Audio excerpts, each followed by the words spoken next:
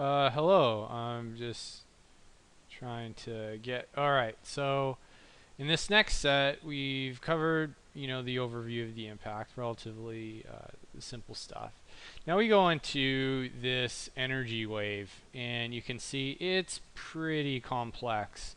And so these are a lot of energy elements, which often you do. They don't take lighting. It's usually a lot of RGB passes and they give off lighting, which you can see I do here. You can see this orange. It's pretty grainy because I have to crank the subsamples so high, and I don't want to be rendering this for a long time. I don't have a render farm. Speaking of which, in a project like this, I did it without cloud rendering. I am never doing that again.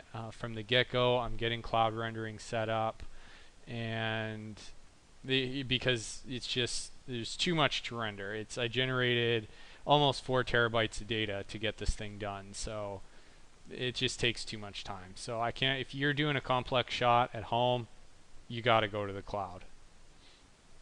You'll save so much more time. Maybe I'll cover that in a future video. So again, artistically, getting back to the points of shape proportion. So what we have here is we have the energy spheres, the shock wave, and these bursts. And well, I'll say the rings actually. When it gets to here, we have the burst here, and then the rings come in. So there's 3 elements, and so what I'm hoping to achieve is the dominant shape is actually the spheres. They're the brightest. The subdominant is the wave, but they might be battling for dominance here. But in up and down in the space, this is very short.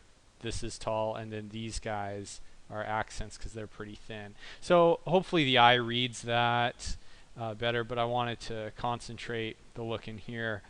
The electricity around the crescents, they don't have motion blur because I really wanted the electricity to read, and so I took off the motion blur on that. So the 3 basic elements, and I tried to have 3 within of each shape. I wanted to have like 3 shapes within those, and so I have like in the spheres, I have tiny particles, a core, and this outer shell. Again, dominant, subdominant, accent.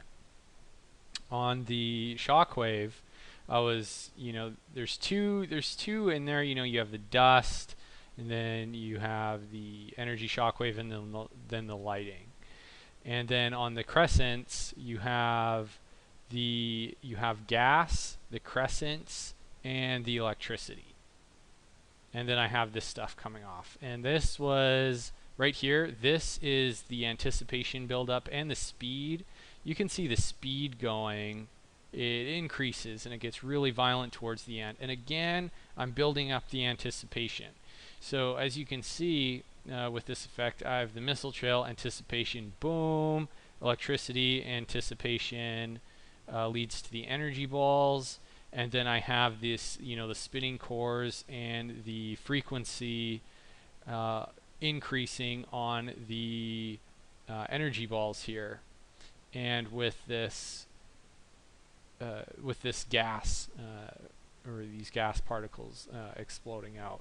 So this, you can see, anticipation is a big part when I'm transitioning into each one of my stages of my effect.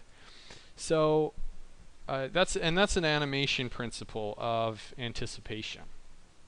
So these are the artistic decisions I made to get what I want, to get some interesting shapes in here. And so a big part of this series is going to be Nuke and how I use Nuke and how it is so essential when you're doing something this complex. How Nuke is very easy to use, and we'll take a look at the flowchart. Well, we'll go to Houdini first. Here are the elements that I used for just this energy part. So you can see there's a lot of stuff. And going into Nuke, there's a lot of stuff here. Here is my energy elements. This giant. Well, here too. Is this energy? Oh, it is. My God. Oh, here too. And there again. Oh yeah, everything here. Oh, let's see. Is it those two guys? No, that's the electricity. So all those guys, that's the comp. So you can see that takes the majority of the comp. And so we'll go through of how I comp this in Nuke. And so, all right. That's the overview of what we're going to do on the energy. Thank you very much for watching.